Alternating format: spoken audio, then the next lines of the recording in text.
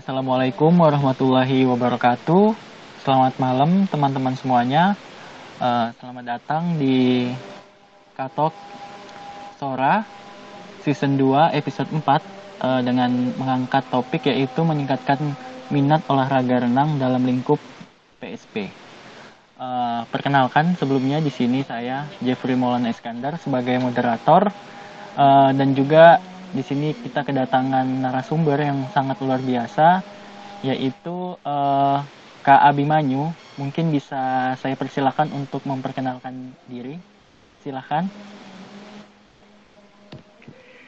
Ya, terima kasih Jeffrey. Perkenalkan nama saya Muhammad Aziz Abimanyu dari jurusan Pemanfaatan Sumber Daya Perikanan angkatan 2017. Mungkin singkat aja. Ya, terima kasih. Oke, baik. Terima kasih Kak Abi. Em, Langsung saja mungkin untuk Kak Abi, apa sih latar belakang Kak Abi yang mengawali asal mulanya Kak Abi itu memiliki minat dan bakat dalam dunia olahraga renang. Kebetulan nih dengar-dengar Kak Abi ini kan renangnya itu sangat jago dan juga merupakan asisten renang juga gitu. Jadi apa sih yang melatar belakangi Kak Abi itu memiliki minat dalam dunia olahraga renang? Oke. Eh, Sebelumnya dibilang jago ya, ya lumayan lah. Oke, untuk awal mulanya aku ada di minat olahraga renang itu sebenarnya udah dari lama banget, malah dari kecil. Jadi tuh dulu pas aku masih umur 6 mungkin 6 atau 7 tahun, aku sering banget dibawa ke pantai. Nah, mungkin dari awal itu barulah aku mulai tertarik dengan awalnya dari laut dulu ya, dari laut. Kemudian barulah diperkenalkan renang oleh ayah. Nah, dari situlah aku mulai diajarin renang, mulai menekuninya walaupun secara otodidak ya, aku nggak pernah ikut les atau apa. Dan ya sampai sekarang kayak gitu sih awalnya. Oke, sangat PSP banget ya. Kalau boleh tahu berarti Kak Abi ini apakah sudah mengetahui bahwasanya PSP itu ada mata kuliah wajib yaitu renang? Bagaimana Kak Abi? Pas pertama kali ngedaftar di jurusan PSP, sejujurnya aku nggak tahu kalau ada mata kuliah renang. Jadi ya cukup kaget dan senang aja sih pas udah pembagian jadwal mata kuliah dan ternyata tiba-tiba ada renang. Ya excited aja kayak, wah ini mata kuliah yang bakal aku suka, bakal aku tunggu-tunggu kayak gitu. Hmm. Wah, menarik sekali ya latar belakangnya. Eh, Selanjutnya ini apa sih manfaat menurut Kak Abi ini? Apa sih manfaat dari renang itu sendiri bagi kesehatan kita? eh Manfaat olahraga renang ya. Sebenarnya manfaatnya cukup banyak sih.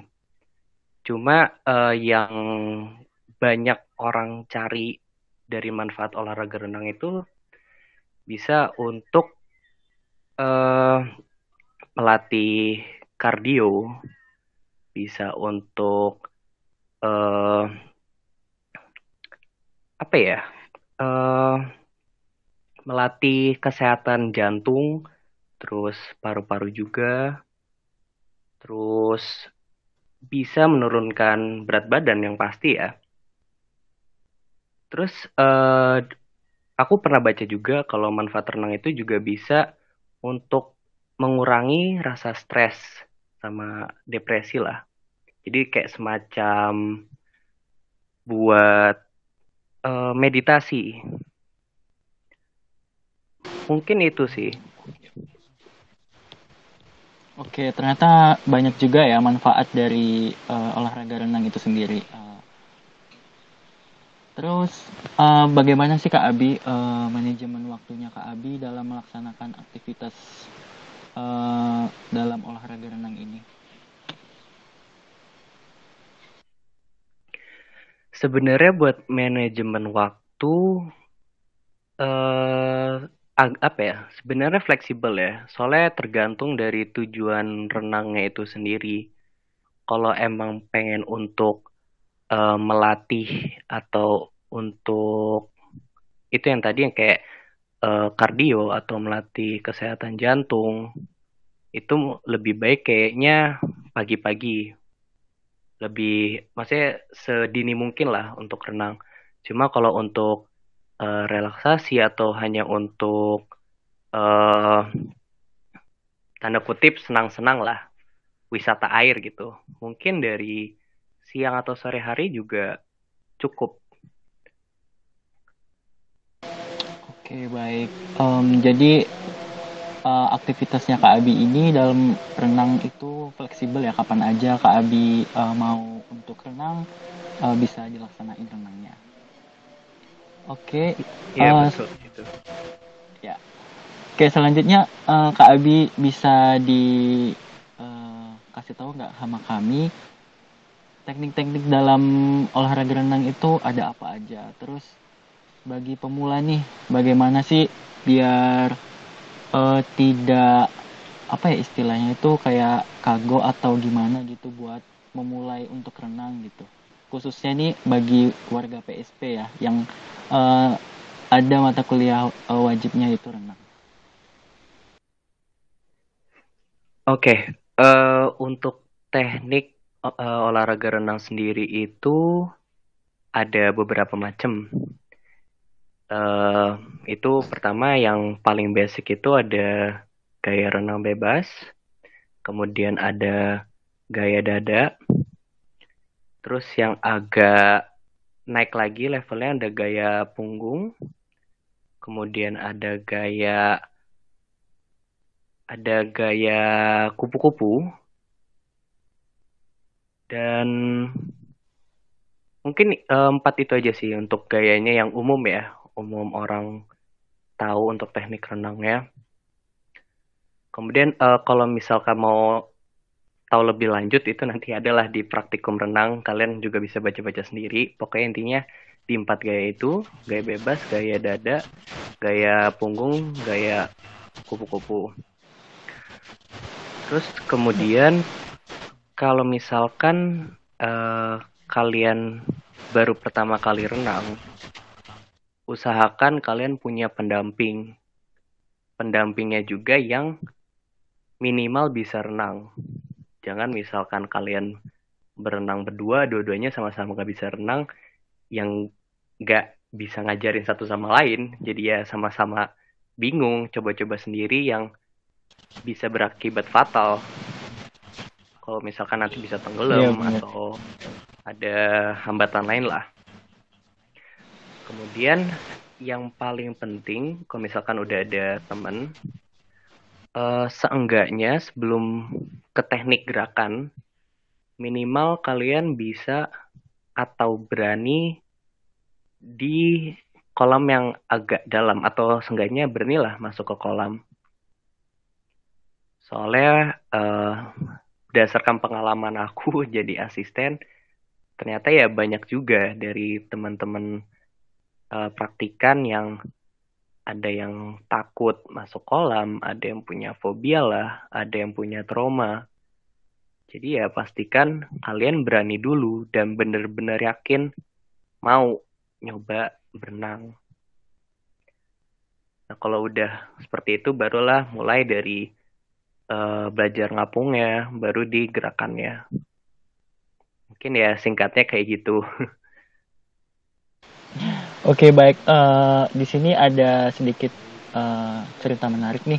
Mungkin Kak Abi bisa ceritain pengalaman unik atau menarik apa sih yang sudah Kak Abi lalui di selama Kak Abi ini mengenal olahraga renang.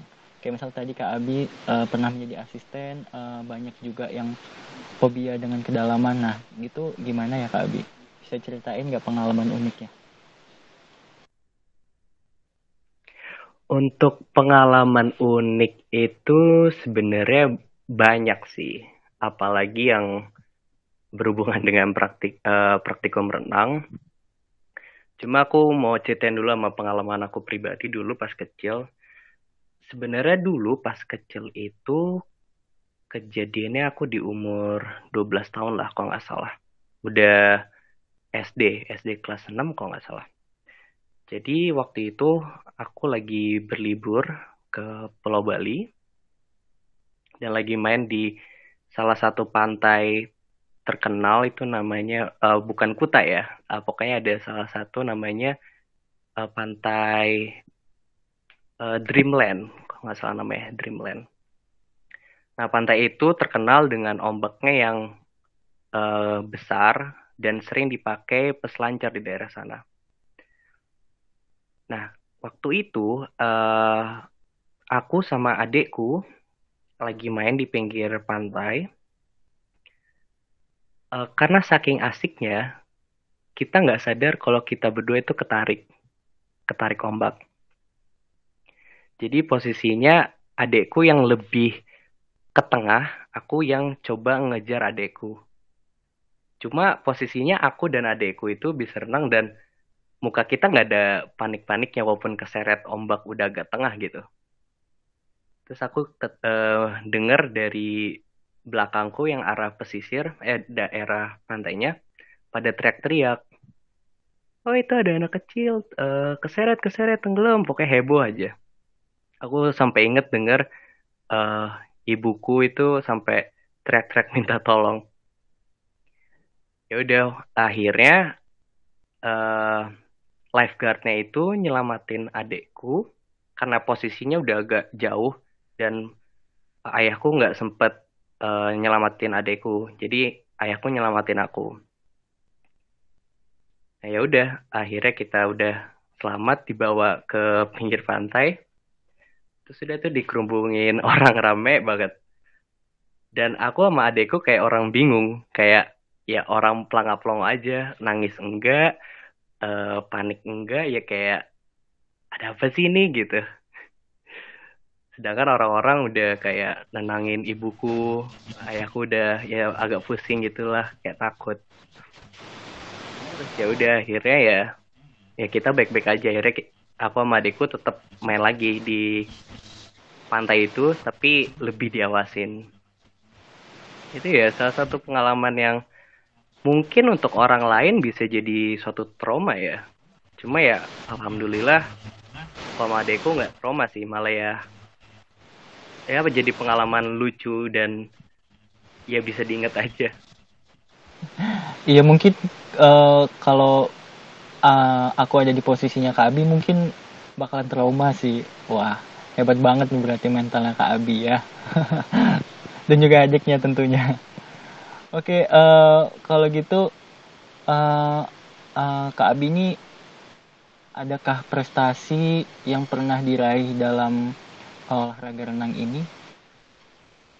Ataupun pernah mengikuti suatu event-event dalam olahraga renang, Kak Abi? Buat ngikutin perlombaan gitu ya paling ya.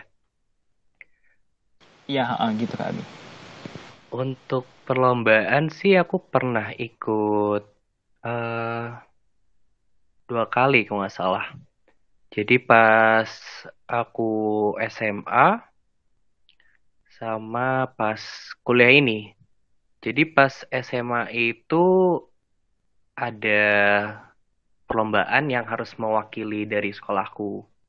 Nah, waktu itu aku ditunjuk karena ya yang bisa pokoknya pada saat itu ekskul renangnya yang ketuain aku. Jadi ya ada aku sama 3 orang lagi yang ngewakilin dari SMA aku. Cuma ya karena kita juga kurang pengalaman dan bukan dasarnya atlet, terus ikut lomba bertanding yang notaben atlet, semi atlet lah, yang bener-bener latihan yang bisa seminggu 4 kali gitu.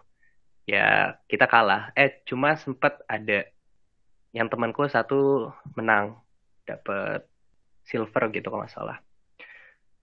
Terus kalau yang pas kuliah itu pernah pas semester 4 kalau nggak salah. Jadi ada acara lomba renang, tapi renangnya pakai fin ya. Fin swimming.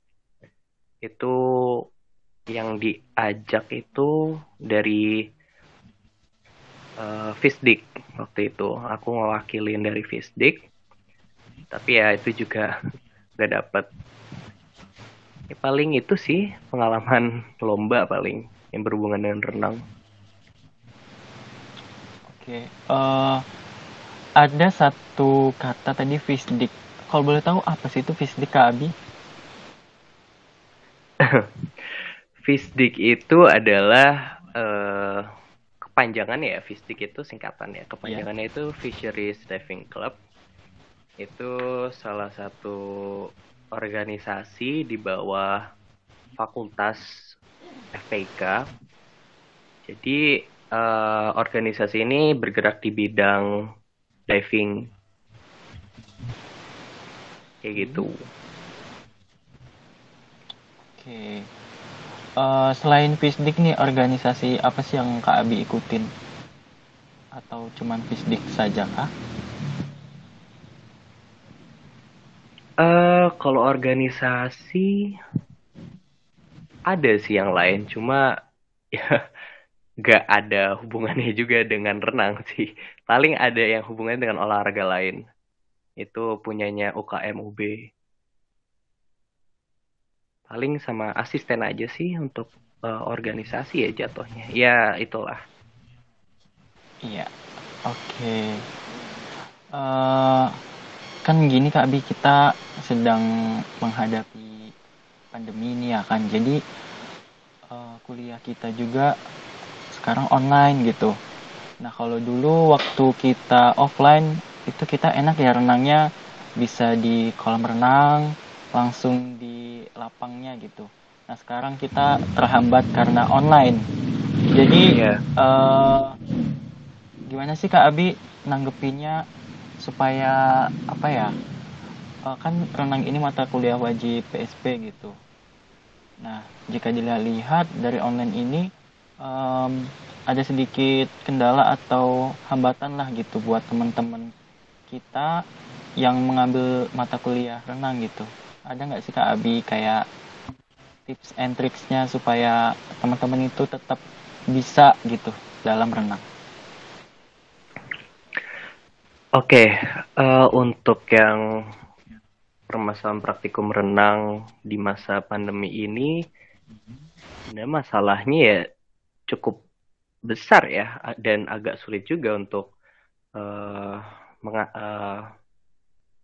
mencari solusi yang tepatnya. Soalnya untuk olahraga renang itu apalagi yang belum pernah renang dan belum bisa renang ya, itu Iya, diperlukan latihan yang intens. Jadi ya emang harus ketemu setiap minggu, harus sering latihan baru bisa gitu.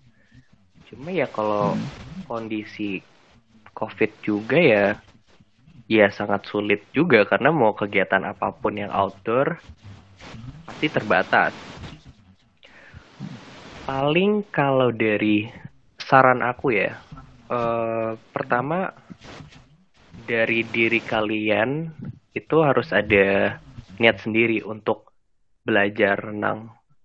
Niatnya sendiri ini bukan untuk eh, lulus dari praktik mata kuliah renang, tapi lebih kayak niat dari aku pengen punya skill renang.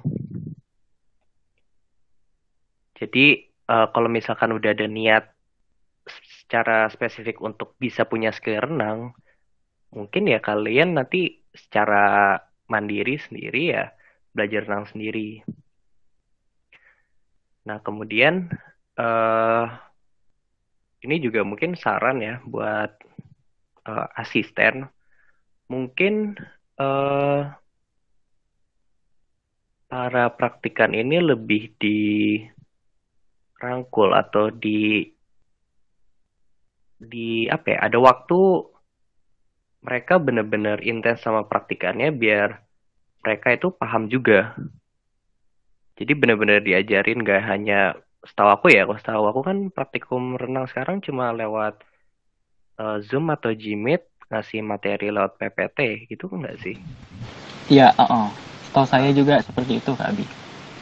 Nah, makanya kalau bisa para asisten ini punya waktu sendiri di luar praktikum untuk bisa komunikasi langsung sama praktikan. Syukur-syukur kalau ada praktikan yang satu daerah sama asistennya ya bisa latihan bareng Hmm, kayak gitu. enak juga itu ya latihan bareng Iya, kayak privat jatuhnya. privat. Eh, di sini Kak Abi sendiri nih, apa sih tanggapan Kak Abi terhadap minat minat-minat warga PSP dalam olahraga khususnya nih renang nih? Gimana sih tanggapannya? Apakah sudah banyak gitu warga PSP yang bisa renang gitu? Bagaimana Kak Abi? Eh, kalau pandangan aku ya, eh mungkin untuk angkatan 2020 ya paling 2020 ke bawah itu aku kurang tahu ya, soalnya aku juga udah nggak ketemu mereka atau handle mereka. Mungkin ya untuk yang 2019 2018 menurut aku minatnya udah cukup baik sih. Cuma ya masih adalah beberapa yang emang niatnya hanya sekedar lulus, bukan untuk bener-bener aku pengen punya skill itu kayak gitu. Cuma ya menurut aku udah cukup baik sih. Tinggal cara balik lagi cara asistennya untuk pendekatannya ke praktikan seperti apa. Berarti niat itu memang harus nomor satu ya Kak Abi ya. Niat dari perhatikan dan niat juga dari asistennya juga mungkin ya. Iya. Mungkin dosen ada berpengaruh juga nggak Kak Abi dalam menyampaikan materi dalam mata kuliah renang? Untuk dosen sendiri, menurut pengalaman aku agak kurang ini ya, agak kurang, Kurang berpengaruh ya. iya kurang berpengaruh. Soalnya eh, mungkin dasar-dasar materi yang diberikan oleh dosen itu yang nyampaikan asisten. Mungkin ya Hmm, berpengaruhnya untuk mengatur materi apa yang diberikan. Cuma ya kembali lagi yang paling berpengaruh menurutku ya asisten ya. Seberapa paham mereka memahami materi dan seberapa baik mereka menyampaikannya. ya benar sih. Sebenarnya aku setuju dengan Kak Abi. Oke, mungkin cukup sekian eh, pertanyaan-pertanyaan dari saya ke Kak Abi. Oke, bisa kita akhiri saja mungkin Kak Abi. Oh iya, boleh ya silakan. Ada ini nggak ada closing statement nggak dari Kak Abi? Silahkan. Closing statement. Paling gini aja sih untuk teman-teman semua. Menurut aku siapapun itu, menurut aku skill berenang itu salah satu skill yang harus kalian punya. Karena itu adalah salah satu surviving skill yang bakal berguna, pasti akan berguna. Jadi ya minimal ya harus bisa renang. Seenggaknya ya bisa ngapung dan bisa bergerak. Itu sih yang paling penting. Mungkin itu aja pesan dan closing statement dari aku. Oke, sangat wow sekali ya closing statement dari Kak Abi. Oke.